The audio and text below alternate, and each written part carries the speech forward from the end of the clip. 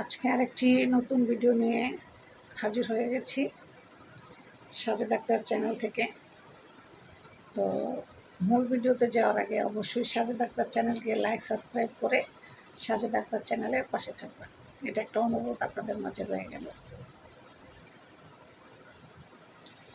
সবসময় একটা কথা মাথায় রাখবেন, যার বিপদ যত বড় তার সফলতা আসবে তার চেয়ে বিশাল বড়। এটা আল্লাহ নিজে ঘোষণা করছেন, যার বিপদ যত বড় তার সুখের দিন আসবে তার চেয়ে দ্বিগুণ বড়। তাই বিপদ দেখলে ঘাবড়ে যাবেন না, বিপদ দেখলে ধৈর্য ধরবেন।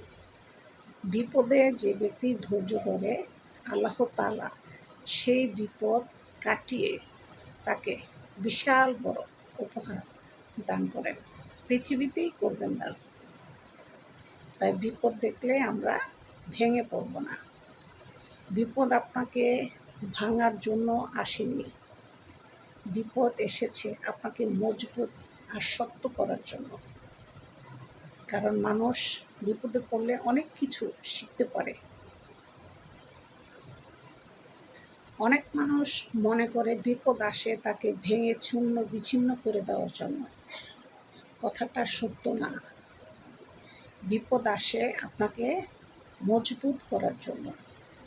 আর যত বড় বিপদ আপনার আসবে তার চেয়ে দ্বিগুণ বড় সফলতা আপনার জীবনে আসবে বা অপেক্ষা করতেছে।